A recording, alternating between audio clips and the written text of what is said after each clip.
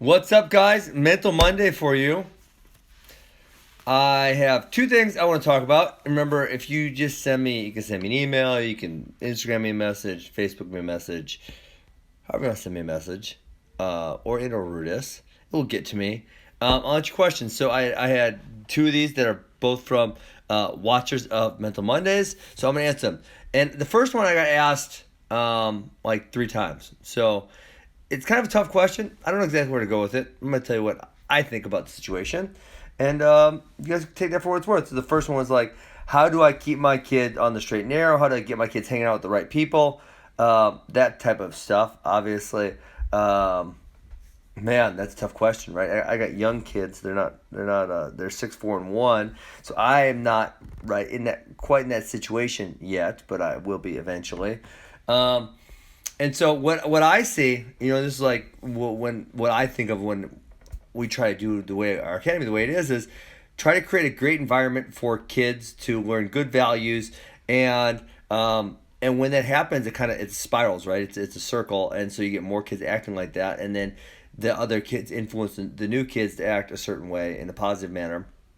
Obviously, on the other side, you see some coaches are really nasty, angry, hostile people, and what do you think, man? They're the kids they coach start acting like that. And so I think if I want my kids, and I do obviously want them to be successful in life, I need to put them around other kids who want to be really successful, and other kids who want to be successful are generally, they cluster together. So obviously they say there's those studies that say peers are significantly more influential during your teenage years than your parents are. So obviously, as a parent, you can't tell a kid, I already see this as a 6 and 4-year-old, don't hang out with this person, they're bad, hang out with this person. You can't tell them that type of stuff, so you just have to kind of hopefully put them in those situations where they're going to hang out and be with the right people that are going to influence them in the right directions, because obviously we all know that one rule. You're the sum of the 5 people you spend the most time with. So the 5 people you spend the most time with, that's where you get all your habits and values from. And so if they're really successful, driven people, generally you'll be like that. And if they're really people who want to crap on everything and act really negatively, that's probably going to rub off on you also. And I know I can say that for all the organizations I've been a part of, when there's really positive, happy, driven people around, it makes you more positive, driven, and happy. It's just so much easier to act in that way. So I would find ways for your kids to be around other good people. Now, the second question, and it wasn't really a question. The guy was kind of asking my opinion on a certain topic. And instead of typing a really long email back, because I hate typing and I hate writing, and it's really hard for me, and speaking is so much easier. And then obviously not only this message can be heard by him, but it can be heard by all of you. And so, obviously my thing is I can hopefully benefit as many people as possible. So anyways, he sent me this chart. He said, hey, my school is doing this thing. We have 15 categories. We're going to rank kids from 1 to 10 in each one of these categories. And something we're going to help them work on their weaknesses, et cetera, et cetera, et cetera. And while I think it's good exercise, maybe to do like 1 time per year, maybe, right?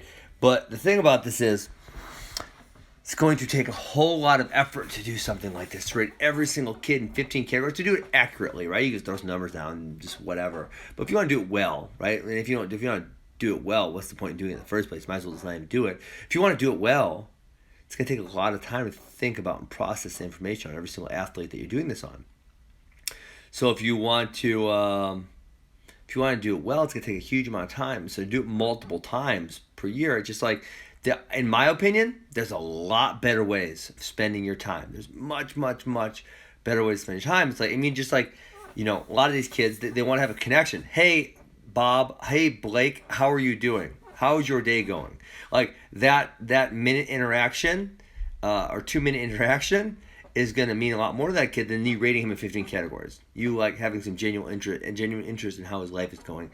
It's going to have a lot more impact. When the kid gets his butt kicked in practice, say, hey man, I saw you had a tough practice today. You're doing a good job. Just keep coming back and working hard, and everything's going to turn out. That's going to mean a lot more to the kid than rating him in 15 categories. And so while I think that these things are good, we all have to realize that we have finite sources of time. And a lot of people, especially if they have another job or they're doing something else, then coaching becomes a very, very finite source of time. So it's not like, what can I do that will help me? It is literally, what is the most effective use of my time? I only have this tiny bit of time. What am I going to do most effectively with that little bit of time that I have? And I need to use it I need to be very efficient with my time.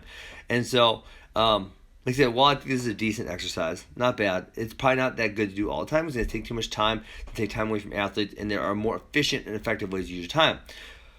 The other thing that I see a lot, which kind of goes along, this isn't exactly what they're doing, but it goes along this idea, is that, somehow, so obviously I travel to so many places, coaching wrestling camps, and I see a lot of things. And so I walk into some high school rooms, and there's freaking 10 rules on this wall and 12 rules on that wall, and 7 ways that we do things on this wall, and there's just all these things going on.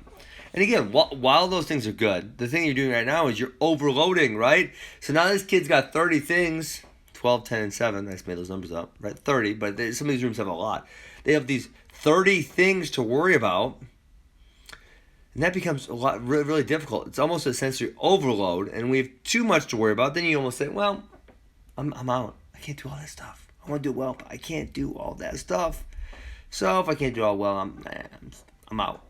Okay? And so, what I would say, and I'll give you 2 examples. What I really say when I say I take our kids to a tournament somewhere, what I say, give me as much effort as you can give me. All I want you to do is wrestle hard. If you do that well, then we'll take care of everything else. We'll fix it after the tournament. We'll do whatever. Just give me some effort. Give me some effort. That's all I want.